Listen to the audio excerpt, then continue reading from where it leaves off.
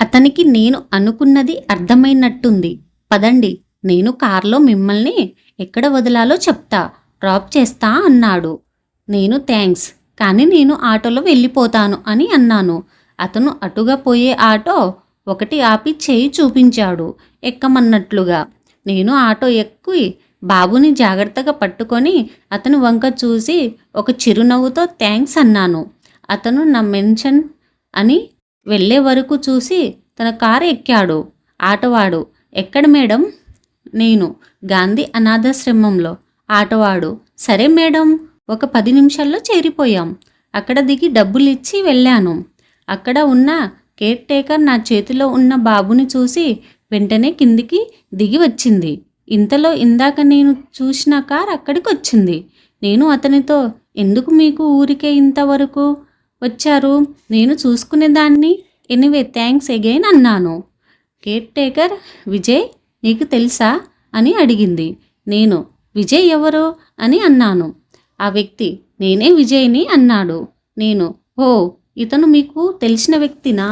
ఆవిడ, హా, ఈయన కూడా రోజు ఇక్కడికి వస్తూ ఉంటారు. ఇంచుమించు మీరు ఆయన ఒక టైంకి వస్తారు అన్నారు.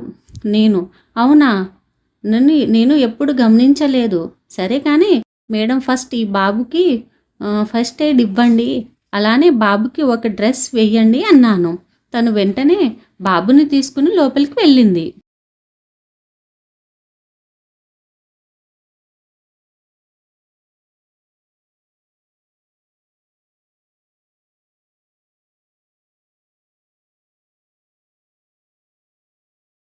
ఈలోపు నేను విజయ్ బయట గార్డెన్లో ఆడుకుంటున్న పిల్లలు దగ్గరికి వెళ్ళి అక్కడ ఒక బెంచ్ మీద కూర్చున్నాం.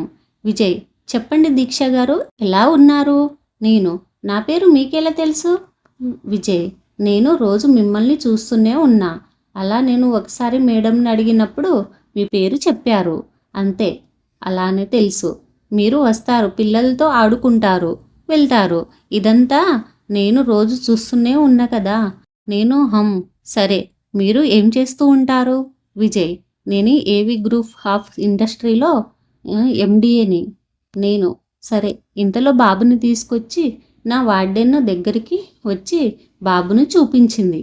వార్డెన్, ఎంత బాగున్నాడు కదా, ఇంత మంచిగా ఉండే బాబుని ఎవరు అలా అంత దారుణంగా వదిలేశారు? అర్థం కావట్లేదు. నేను, అవును, చుట్టూ చూశాను, ఎవ్వరు లేరు, అందుకే బాబుని డైరెక్ట్గా ఇక్కడికి తీసుకొచ్చాను.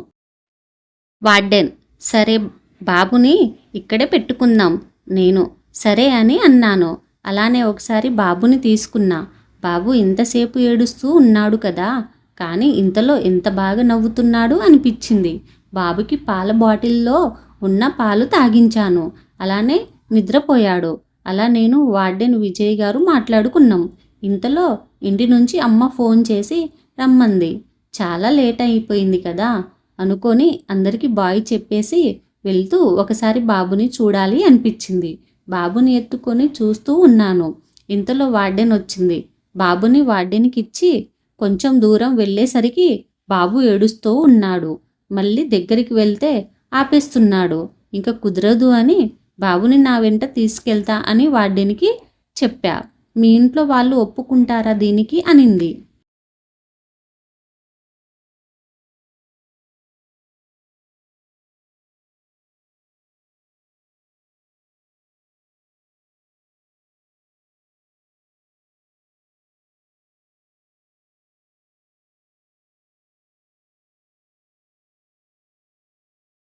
నేను చూద్దామని బాబుని తీసుకొని బయలుదేరాను.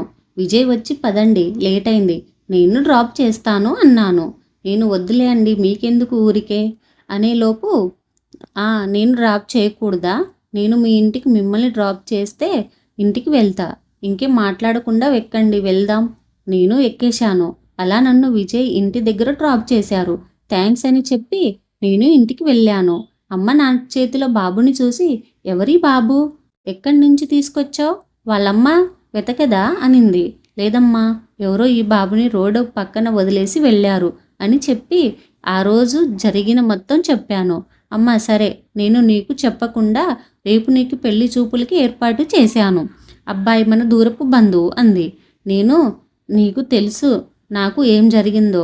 నేను మళ్ళీ పెళ్లి చేసుకోవాలి అని అనుకోవట్లేదు. నాకు పెళ్ళి వద్దు అన్నాను. ఇంకా ఎన్ని రోజులు ఇలా ఉంటావు? పెళ్ళి చేసుకోవాల్సిందే. రేపు పెళ్లి వాళ్ళు వస్తున్నారు. మర్యాదగా తయారై కూర్చో. నేను ఇంకేం మాట్లాడక రూమ్లోకి వెళ్ళి కూర్చున్నా. ఆ రాత్రి భోజనం కూడా చెయ్యలేదు. అలానే పడుకున్నా. మరునాడు నన్ను మా అమ్మ పొద్దున్నే లేపి రెడీగా ఉండమని చెప్పింది. అలానే నా ఫ్రెండ్స్ రూపకి కాల్ చేసి నేను ఈరోజు హాస్పిటల్కి కూడా రాను అని చెప్పింది. నేను రెడీ అయి కూర్చొని బాబుతో ఆడుకుంటూ ఉన్నాను. ఇంతలో పెళ్లి వాళ్ళు వచ్చారు. నేను ముబువుగా వెళ్ళి ఏదో కూర్చోవాలి అన్నట్లుగా వెళ్ళి కూర్చున్నా. వాళ్ళు నన్ను చూసి ఏదేదో అడుగుతున్నారు. ఇంతలో బాబు ఏడ్చాడు. నేను లోపలికి వెళ్ళి బాబుని బయట తీసుకొని వచ్చాను. వాళ్ళు బాబు ఎవరు ఈ కొడుకు అని అడిగారు. నేను నా బాబు అనే లోపు చెప్పాను. అమ్మ ఇంతలో జరిగిందంతా వాళ్ళకి చెప్పేసింది. వాళ్ళు నన్ను చూసి అవునా, చాలా మంచి పని చేసావు, కానీ పెళ్ళి చేసుకొని మా ఇంటికి వచ్చేస్తా. మరి బాబు ఎక్కడ ఉంటారు అని అడిగారు. బాబు నాతోనే ఉంటారు, నాతో పాటే తీసుకొస్తా, వెళ్తా అని నేను అక్కడ వెళ్ళిన అన్నాను. వాళ్ళు కుదరదు, మా అబ్బాయితో పెళ్ళయ్యాక బాబుని నీతో తీసుకుని రావడం నాకు ఇష్టం లేదు అని అన్నారు. ఇష్టం లేకపోతే నాకు ఈ పెళ్ళి ఇష్టం లేదు అన్నాను. మా అమ్మ నన్ను వారించి బాబుని నీతో ఉండడు పెళ్ళయ్యాక అంది. లేదు, నేను బాబుని ఎక్కడికి వెళ్ళినా తీసుకెళ్తా. ఈ విషయంలో నేను ఎవరి మాట వినను అన్నాను. అదే అలుసుగా అక్కడి నుంచి వెళ్ళిపోయా. నేను అనాథాశ్రమం దగ్గరకు వెళ్ళాను. అక్కడే ఆ రోజు అంతా ఉండాలని అనుకున్నా. ఇంతలో 5 అయింది. విజయ్ గారు వచ్చారు. Hi, how are you? ఏంటి ఈరోజు చాలా తొందరగా వచ్చారు అని అడిగారు. నేను ఇంట్లో మన ఉన్న ప్రాబ్లం చెప్పాలా వద్దా? అయినా అంత పరిచయం లేదు కదా, వద్దులే అనుకొని ఏం లేదు, వర్క్ త్వరగా అయిపోయింది అందుకే వచ్చా అన్నా. నేను మిమ్మల్ని చాలా రోజుల నుంచి చూస్తున్నా. మీరు చాలా వేరేలా ఉంటారు. మీ లైఫ్లో ఏమైనా ప్రాబ్లం ఉందా అని అడిగారు. నేను అలాంటిదే ఏం లేదు, జస్ట్ నేను ఇలానే ఉంటాను.